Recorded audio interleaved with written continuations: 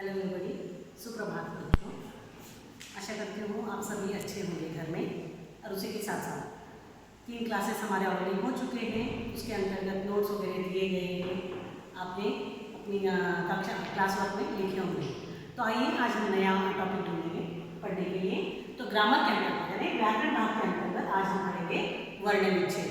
वर्ण विच्छेद पढ़ने से पहले हमें वर्णों की संरचना के बारे में उसका ज्ञान होना चाहिए। तो सबसे पहले आज हम क्या पढ़ेंगे, संक्षिप्त में इधर दिया है, इसके आधार पर आज यहाँ पढ़ेंगे। सबसे पहले हम जानेंगे वर्ण। वर्ण क्या है, वर्ण किसे कहते हैं, अथवा वर्ण की परिभाषा क्या है। उसके बाद वर्णमाला देखेंगे और वर्णों के भेद, मात्राएं और र के विविध रूप, और अंत में वर्ण विच्छेद। यानी वर्ण विच्छेद पढ़ने से पहले वर्णों की संरचना की जानकारी हमें होनी चाहिए।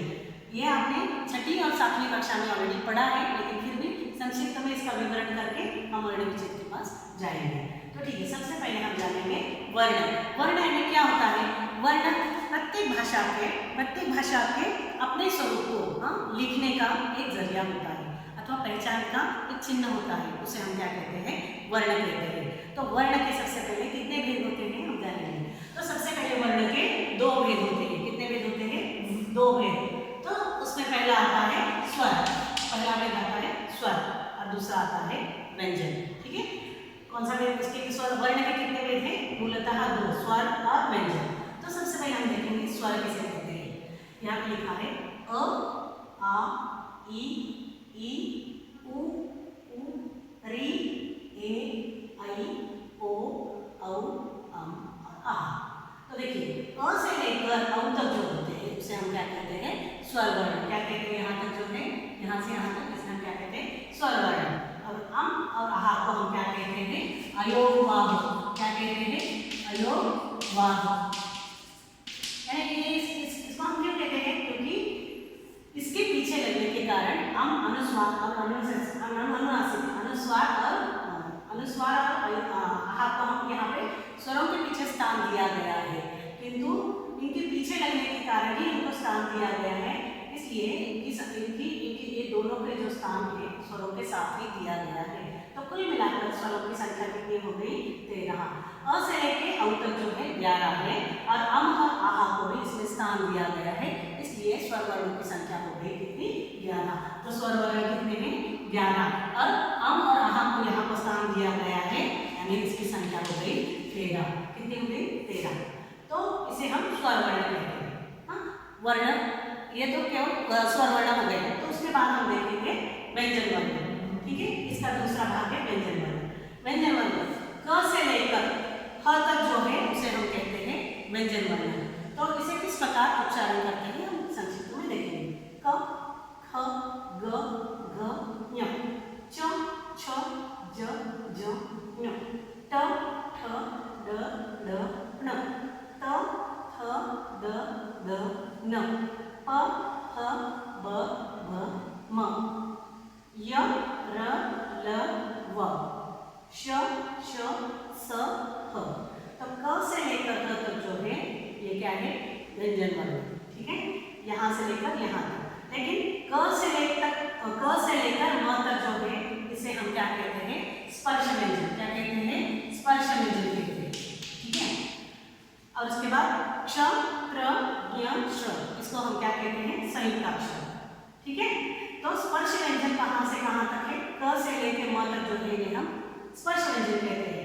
और य, र, ल, व इसे हम अंतस्थ व्यंजन कहते हैं। ठीक है, उसके बाद हम देखेंगे श, श, स, ह, इसे हम ऊष्म व्यंजन कहते हैं। ऊष्म क्योंकि हम जब उच्चारण करते हैं उन ध्वनियों का, जो आपके मुंह से हवा निकलती है, थोड़ी सी गर्माहट की वजह से, गर्म हवा निकलने की वजह से हम इसे ऊष्म वर्ण कहते हैं।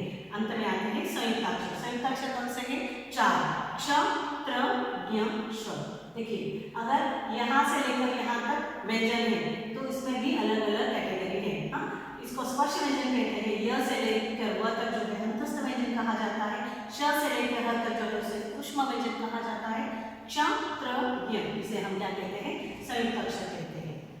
तो यहाँ उसके बाद हम देखेंगे क, स, ट, त, प। यानी देखिए एक एक वर्ण है। यह वर्ण का पहला वर्ण रहेगा, इसलिए यह वर्ण यह कौन सा वर्ण कहलाएगा, क क वर्ग कहलाएगा। कौन सा वर्ग कहलाएगा? क वर्ग कहलाएगा। और च यानी कि ये पूरा इसका परिवार है। जिस प्रकार क का परिवार क से न तक है, उसी प्रकार च का परिवार न तक है, तो ये कहलाएगा च वर्ग। क्या कहलाएगा? च वर्ग।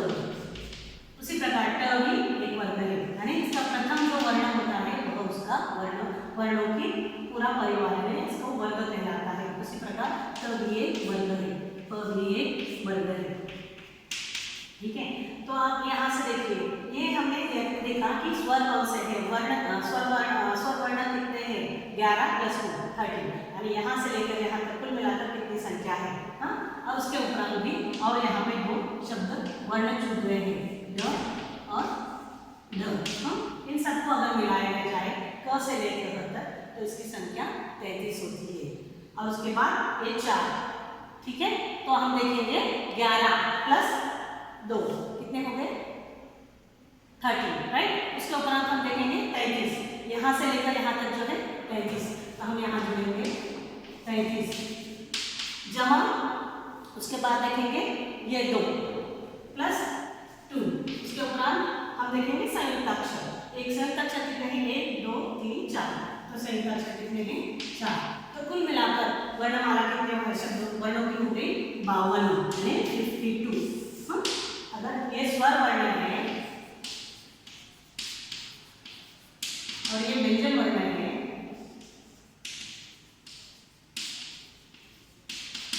उसके बाद संयुक्त अक्षर है, स्वर वर्ण, व्यंजन वर्ण और संयुक्त अक्षर सब मिलने के बाद ही क्या बन जाती है? वर्णमाला। तो वर्णमाला की परिभाषा क्या होगी? हम देखिए, ये पूरा होने के बाद क्या हो जाता है? वर्णमाला। अगर वर्णमाला में एक भी वर्ण छूट जाए तो वर्णमाला नहीं कहलाती। तो इसलिए इसको हम कहते हैं, वर्णमाला की परिभाषा क्या होगी? अ से लेकर श तक जो भी वर्ण आते हैं उसको सुव्यवस्थित रूप से, सुव्यवस्थित यानी वर्णमाला यानी वर्णों का समूह, यानी कि वर्णों का सुव्यवस्थित समूह जो कहा जाता है, वर्णमाला की परिभाषा हो जाती है। उसी प्रकार हमने आज देखा कि स्वर वर्ण के अंदर और व्यंजन वर्ण, और स्वर वर्ण, व्यंजन वर्ण, संयुक्त अक्षर जुड़ने के बाद वर्णमाला बन गई। ये पूरे कितने वर्णों की है? 52 वर्णों की वर्णमाला बन गई। अगर इसमें से एक भी वर्ण यानी एक भी वर्ण अगर छूट गया तो वो वर्णमाला सार्थक नहीं होती। इसलिए वर्णमाला की परिभाषा किस प्रकार कहते हैं? देखिए जी, वर्णों के सार्थक और सुव्यवस्थित समूह को ही हम वर्णमाला कहते हैं। ये हो गई वर्णमाला। तो आइए हम देखेंगे रस्व स्वर के अंतर्गत उसके कितने भाग होते हैं, उसको कितने भेदों में बांटा जाता है। स्वरों के मुख्यतः 3 भेद माने जाते हैं। उसके अंतर्गत आता है रस्व स्वर। रस्व स्वर में कौन से वर्ण आते हैं? अ, ई, उ और ऋ। तो इसे रस्व स्वर क्यों कहा जाता है? क्योंकि उसके उच्चारण के समय बहुत अधिक कम समय लगता है, इसलिए इसको रस्व स्वर कहा जाता है। दीर्घ स्वर दूसरा आता है स्वर के अंतर्गत, दूसरा प्रकार दीर्घ स्वर। देखिए आ, ई, उ, ए, ऐ, ओ।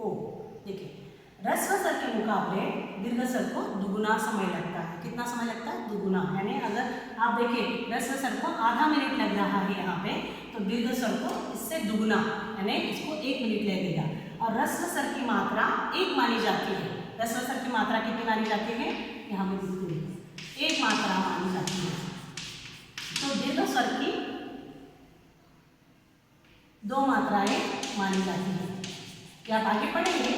लेकिन रस्व के मुकाबले दीर्घ को अगर इसको आधा मिनट लगता है तो इसके उच्चारण में 1 मिनट का समय लगता है। इसलिए रस्व स्वर के मुकाबले दीर्घ स्वरों में उसको दुगुना समय लगता है। इधर देखिए आ, ई, उ, ऋ, ए, यानी दुगुना समय लगता है। इसके उच्चारण में ज्यादा समय लगता है, इसलिए इसे दीर्घ स्वर कहा जाता है। क्लुप्त स्वर देखिए, इसको रस्व दीर्घ के मुकाबले अधिक समय लगता है, यानी इन दोनों से भी अधिक समय लगता है, इसलिए इसे हम क्या कहते हैं? क्लुप्त स्वर। और इसे इसका उच्चारण के आगे यानी वर्णों के आगे 3, यह आप देख सकते हैं 3 शब्द जुड़ा होता है। तो इसका उदाहरण रहेगा क्लुप्त स्वर का ओम, और एक रहेगा प्रायः। यह संस्कृत शब्द है, लेकिन इसकी भी ध्वनियाँ क्या है? कितनी आती है इसकी ध्वनियाँ? 3 आती है।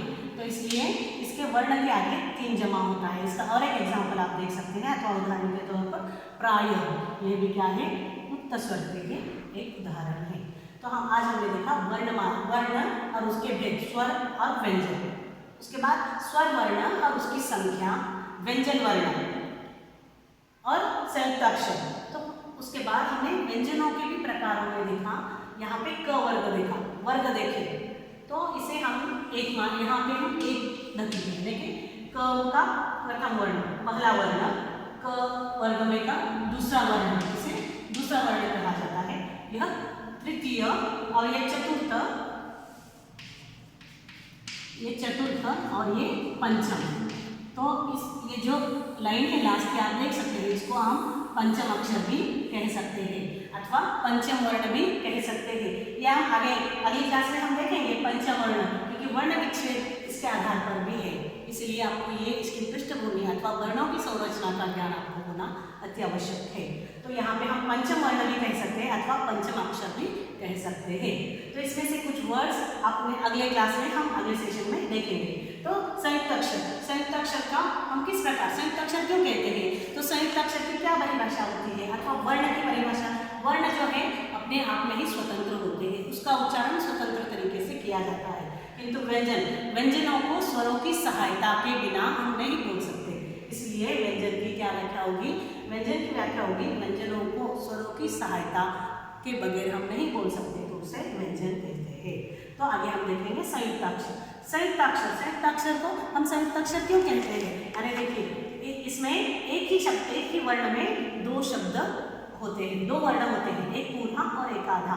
क्ष, क जमा श बराबर क्ष, तो उसका उदाहरण रहेगा परीक्षा। ठीक है, तो एक वर्ण है, उसका हम उदाहरण देखेंगे। उसको हम अगर अलग कर दिया जाए, अगर उसका विच्छेद कर दिया जाए, तो हलंत है, इसको हम हलंत कहते हैं। क्या कहते हैं, हलंत। क्यों कहते हैं, ये खत्म होने के बाद मैं आपको एक्सप्लेन कर दूंगी। त जमा र बराबर त्र, यानी उसका उदाहरण रहेगा पवित्र। ज्ञ, ज जमा य बराबर ज्ञ, तो इसका उदाहरण रहेगा विज्ञान। इसको ज भी कहा जाता है, ज्ञ भी कहा जाता है और ज्ञ भी कहा जाता है, तो आप दोनों में इसका उच्चारण कर सकते हैं। तो इसका ज्ञ बराबर उसका उदाहरण रहेगा विज्ञान। श्र, श जमा र बराबर श्र, तो उसका उदाहरण रहेगा विश्राम। तो इसको हम संयुक्त अक्षर कहते हैं। तो संयुक्त अक्षर ये है और उसके उदाहरण ये है। उसके अंतर्गत ही दूसरा आ जाएगा द्वित्व व्यंजन। देखिए, यहाँ एक आधा और एक पूरा वर्ण है, हाँ, किंतु ये भिन्न भिन्न है, लेकिन यहाँ पे द्वित्व व्यंजन में क्या कहा जाता है, 2 समा, यानी कि ड देखिए हर एक व्यंजन अलग अलग है, लेकिन इसमें हलन दिया गया है, तो इसको जोड़ने के बाद हड्डी हो जाएगी। ह जमा ड प्लस ड और एक की मात्रा हो गई हड्डी। इसी प्रकार क एक पूरा और एक आधा। यहाँ द्वित्व क्यों कहा जाता है, 2 समान, जो समान वर्ण जुड़ गए हैं, इसलिए इसे द्वित्व कहा जाता है। तो इसका उदाहरण रहेगा पक्का। त देखिए, त को इस प्रकार भी लिखा जाता है और साथ ही साथ इस प्रकार भी, तो त का उदाहरण रहेगा पत्ता। ठीक है, इसे हम द्वित्व व्यंजन कहते हैं। तो यहाँ तक हमने देखा। अब हम देखेंगे किस प्रकार हम अरहित स्वर पढ़ सकते हैं। ठीक है, देखिए मात्राएं भी जानेंगे और साथ ही साथ ये भी करेंगे। तो यहाँ तक हमने आज देखा वर्णमाला देखी, वर्णमाला देखी, उसके अंतर्गत स्वर वर्ण, व्यंजन वर्ण, संयुक्त अक्षर। तो हम देखेंगे अभी मात्राएं। क्या देखेंगे, मात्राएं। तो मात्राएं किस प्रकार होती है, अ की मात्रा नहीं होती। क्यों नहीं होती, क्योंकि हर एक व्यंजन में स्वर जुड़ा होता है। किस प्रकार देखिए, अगर क, अभी हमने यहाँ पे क पूरे वर्ण लिखे हैं, ये स्वरों का उच्चारण स्वतंत्र रूप से होता है, इसलिए उसको किसी की सहायता की जरूरत नहीं होती, किंतु वर्ण हर एक व्यंजन में क जुड़ा होता है। क के अंदर अ जमा होता है। अगर अ नहीं, अरहित स्वर है, तो ये इस प्रकार रहेगा। तो हर एक व्यंजन में अगर हम ऐसा छाट दिया जाए तो समझ लीजिए कि उसके अंदर क रहित वर्ण है। ठीक है, तो आज हम यहाँ तक देखेंगे और इसके बाद हम इसका किस प्रकार वर्ण विच्छेद कर सकते हैं अगली क्लास में देख सकते हैं। लेकिन यहाँ पे मात्रा का थोड़ा सा ज्ञान हम हासिल करेंगे और नेक्स्ट अगली क्लास में जाएंगे। तो अ की कोई मात्रा नहीं होती, क्योंकि हर एक व्यंजन में क्या होता है, अ छिपा होता है। अगर हम अ को क जमा क किए बराबर, तो क इस प्रकार बन जाता है, यानी जिस प्रकार हमने पहले लिखा था। तो हर एक व्यंजन में क जमा होता है, इसलिए अ की कोई मात्रा नहीं होती। आ का देखिए, आ का ऐसा होता है, आ की मात्रा ऐसी होती है, ई की मात्रा, बड़ी ई की मात्रा, उ की मात्रा, ऊ की मात्रा, री, इसका प्रोनाउंसिएशन रू भी करते हैं, लेकिन री करना अति आवश्यक है। ए की मात्रा, आई, ओ की मात्रा, औ की मात्रा, अम और अ। ठीक है, यहाँ तक हमने मात्राएं जानी। अभी हम आगे देखेंगे अगली क्लास में किस प्रकार वित्त व्यंजन के बाद र के विभिन्न रूप देखेंगे और वर्ण विच्छेद, जहाँ जिस प्रकार हमने यहाँ पे दिखाया गया है। हाँ, ये भी वर्ण विच्छेद यानी क्या, वर्णों को अलग अलग करके लिखना, उसे हम वर्ण विच्छेद कहते हैं। लेकिन अगली क्लास में हम देखेंगे। तब तक के लिए, क्योंकि आपको इसका पृष्ठभूमि यानी इसकी वर्णों की संरचना का ज्ञान है, तो आप वर्ण विच्छेद अच्छी तरह से समझ सकते हो। तो अगली क्लास में हम देखेंगे वर्ण विच्छेद। तब तक के लिए धन्यवाद।